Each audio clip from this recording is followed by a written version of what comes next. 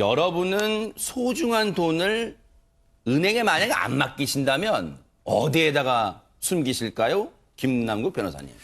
네, 사건은 반백에 가까운 70대 노 부부에게 일어났는데요. 네. 이 나란의 인생의 황혼기를 맞이한 정말 평온한 인생을 보내고 있었던 부부였습니다. 네. 이 2019년 8월 13일 얼마 되지 않은 사건인데요. 네. 점심 때 점심을 먹고 나서 이제 환기를 좀 시키기 위해서 창문을 활짝 이렇게 열어놓고 아하. 1층 창문을 열어놓고 나갔던 겁니다. 네. 아무래도 이제 노인 부부다 보니까 이 노인정을 좀 가서 친구들과 이야기를 좀 나누겠다라고 하면서 이렇게 마실 다녀오시려고 하셨군요. 네, 창문을 열어놓고 그렇게 나간 상황이었는데요. 네. 한 6시쯤 되어가지고 다시 들어왔는데 네. 집안의 상태를 보자 깜짝 놀랄 수밖에 없었던 왜요? 겁니다.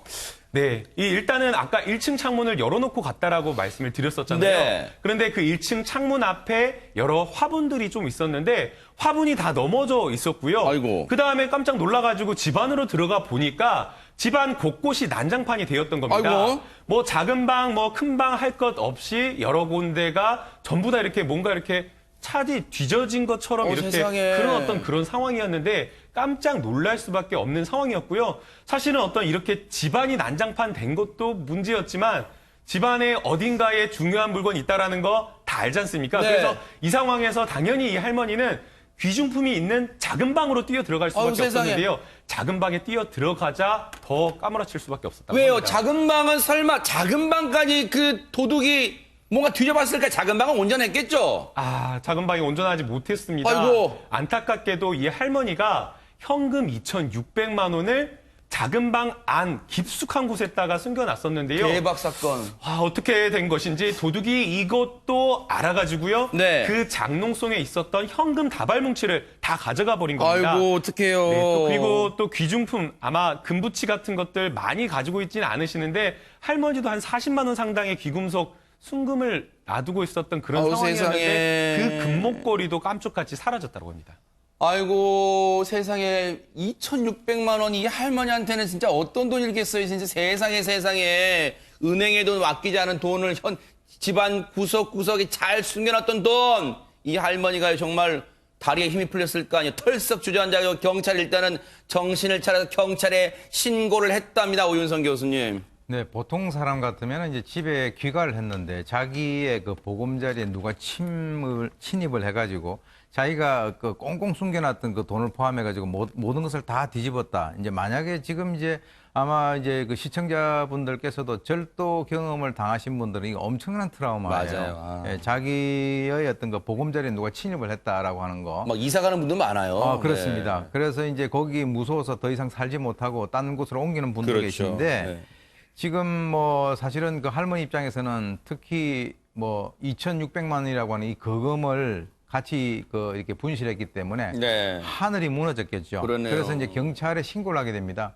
이 경찰은 뭐 당연히 이 할머니의 그 의뢰에 의해서 그 집안에 어떤 사람이 이제 침범을 했는가라고 하는 것과 연관해가지고 요즘에는 CCTV가 잘 돼 있으니까요. 아하. 그래서 이제 CCTV 수사를 포함을 해가지고 경찰청에 이제 지금 이제 그 CCTV 분석을 의뢰를 하는데 네. 사실 이제 할머니뿐만 아니라 할아버지도 같이 있단 말이죠. 근데 이제 부부가 만약에 그런 일이 있으면 할아버지도 같이 펄펄 뛰어야 되는데 할아버지는 뭔가 애매하고 좀 불편한 그런 기색을 보였다라고 하는 것을 봐서는 이게 조금 뭔가 이상하지 않느냐라고 지금 생각이 되는 그런 상황이 전개가 됩니다. 경찰이 집안 곳곳을 막 지문 감식하고 막 이런 거 있잖아요. 이렇게 막 했을 거 아니에요. 증거 수집한다고.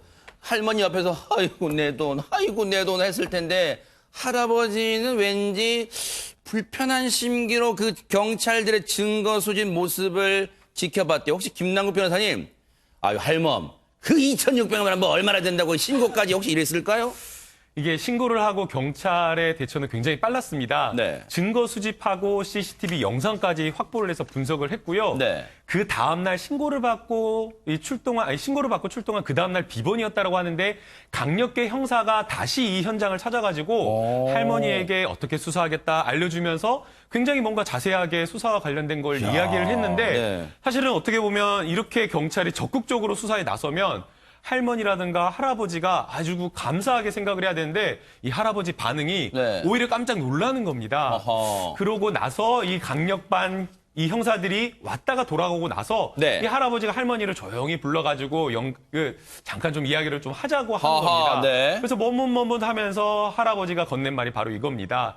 임자 미안해 이러면서 내가 따로 갚을 돈이 있어가지고 미안하게 당신의 비상금을 내가 손대게 되었어라고 하면서 이렇게 털어놨는데 이 말 듣고 할머니 무슨 생각을 하셨을까요? 대박 사건이 이런 일이 있어. 이게 그러면 오윤성 교수님 말 그대로 자작극이란 얘기예요, 지금?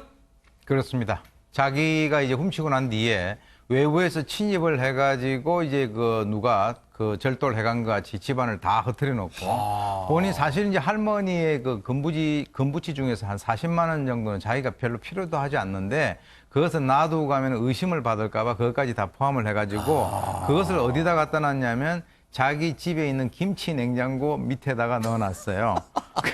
그러니까 이제 황당한 이 자작극인데 아이고, 참. 제가 볼 때는 이 할아버지가 일생일대의 가장 결정적인 실수를 한 것이 아닌가. 돌이킬 수 없는 실수예요. 세상에. 어떻게 보면은 돌아오지 못할 강을 건넜는데 이 부부와 부부 사이에 있어서는 이제 신뢰고 사실은 이제 젊은 시절에 저렇게 어떻게 실수를 하게 되면은 살아오면서 뭔가 이걸 극복할 수 있는 그런 어떤 그 시간도 있는데요. 저 정도 나이에 저런 실수를 했다라고 하는 것은 남아있는 그 인생을 네. 할머니로부터 아주 불신을 받을 수 있는 결정적인 어떤 그 행위를 했다. 그래서 앞으로 이 할아버지가 그 살아가실 그 길이 상당히 네. 가시밭길이 아니겠는가라는 생각이 듭니다. 이게 진짜 무슨 경우예요? 근데 이 부부가요, 앞서 우리 이제 김남국 변호사님 말씀처럼 70대 부부인데요. 반백, 그러니까 50년을 같이 해로하신 분들이래요. 50년을 같이 해로한 분들이 지금 할아버님이 이런 일을 저질렀어요. 그런데 강선우 평론가 이유는 대체 알아야 될 거 아니에요. 대체 그 할아버지는 그 돈을 왜 훔친 거래요, 대체? 지금 할머니 심정이 어떠실까 그러니까요. 좀 짐작하기도 어렵습니다. 네. 이 두 분이 이제 자식은 또 다 출가를 시키셨다고 아, 해요. 그래요? 그래서 이제 두 분만 사시는 건데 할아버지가 젊은 시절부터 원래부터 사람들이랑 어울리는 것도 좋아하시고 또 노름도 좀 손을 아이고, 댔나 봐요. 세상에. 근데 그 노름하고 이렇게 사람들이랑 어울리면서 1,000만 원 가량의 빚이 있었다고 합니다. 아이고. 그러니까 이제 할아버지 입장에서는 이 돈을 가지고 1,000만 원 빚도 좀 갚고 근데 이제 할머니한테 이야기를 하면 안 줄 가능성이 높으니까 도둑이 가져간 것처럼 아유. 그렇게 좀 꾸몄던 것 같습니다. 세상에 그 출가까지 자식들 다 건사해서 출가까지 시킨 다음에 그러면 아주 부부김실이 좋을 것 같다 생각했는데 저희가 알아봤더니요. 지금 이분들이 각방을 쓸 정도라는 거예요. 뭐 요즘 뭐 그런 말 있잖아요. 황혼이혼. 다 출가시킨 다음에 황혼이혼 한다는데 그 정도까지는 아니지만 각방을 쓸 정도니까 그렇게 부부가 살가운 사이는 아니었던 것 같아요. 그렇다고 아무리 그 할머니가 피땀 흘려 모으신 돈이었을 텐데 그걸 훔쳐요? 김민주 변호사님. 근데 네. 일단 궁금해요. 저 거금 2,600만 원 왜 은행에 안 맡겼을까요, 이 할머니는? 네, 이 할머니는요, 장롱 속에 돈을 숨긴 이유가 기초노령연금을 타고 싶었는데 만약에 돈이 있으면 거기서 제외될까봐 이걸 장롱 속에 숨겨놨다고 합니다.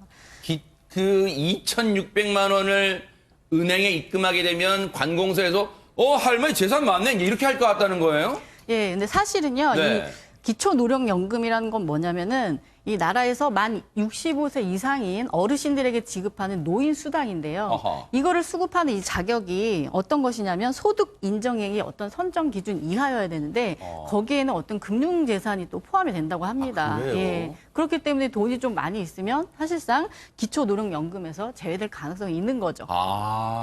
나름대로 이 할머니의 배경 지식이 은행에 돈을 못 맡게 되는 이유가 되고 말았네요. 실제로 돈이 있으면 기초노령연금 대상에서 좀 제외될 수 있어 이렇게 한다는 거예요. 근데 그걸 어디서 들으셨나 봐요? 김남국 변호사님. 이렇게 진짜 자신의 피와 살 같은 돈인데 그걸 할아버지가 냉큼 훔쳤어요. 이 할아버지 어떤 처벌을 할 수 있습니까? 네, 처벌은 받지가 않습니다. 아, 왜요? 네, 친족 상도례라는 게 있어서요. 네. 이제 가족 간의 이런 어떤 범죄, 모든 범죄는 해당되지 않고 네. 재산 범죄가 해당되는데요. 네. 절도와 같은 이런 범죄는 처벌하지 않는다라는 그런 우리 형법상의 조항이 있기 때문에 네. 이분 같은 경우는 처벌이 되지가 않고요. 다만 네. 아까 오윤성 교수님이 말씀해 주신 대로 네. 가시밭길을 걷는다라고 했는데 이 할아버지는 경찰에 찾아가가지고 제발 저를 구속해 주세요라고 말을 할 정도로 왠지 굉장히 할머니께 이 바가지를 긁게 될 것 같습니다. 친족 상두례가 이런 거예요. 세상 친족 간의 범행과 고소는 배우자 등 가까운 친족이 하는 형을 면제한다. 그럼 이거 악용될 수도 있을 거라는 생각도 해보는데, 근데 최명규 원장님, 할아버지는 대체 뭘 믿고 그 1,000만 원 빚을 질 때까지 노름에 푹 빠져 있었던 거예요, 대체? 일단 할아버지는 이 돈이 다 우리 할머니의 돈이라고 생각하지 않았을 겁니다. 할머니가 현금으로 갖고 있긴 하지만 본인들은 부부 공동체이기 때문에 저 돈은 내가 쓸 이럴 때만 권리- 공동체. 네, 쓸 권리가 있다고 생각했을 거고요. 네. 본인이 빚을 지게 된 이유도 본인이 노름을 하거나 많이 써서 빚을 진 게 아니라 네. 할머니가 너무 경제권을 쥐어틀고 자신한테 필요한 돈을 주지 않았기 때문에 자신이 사회생활을 하면서 어떻게든지 어쩔 수 없이 빚을 졌다고 아마 생각할 가능성이 높습니다. 하하.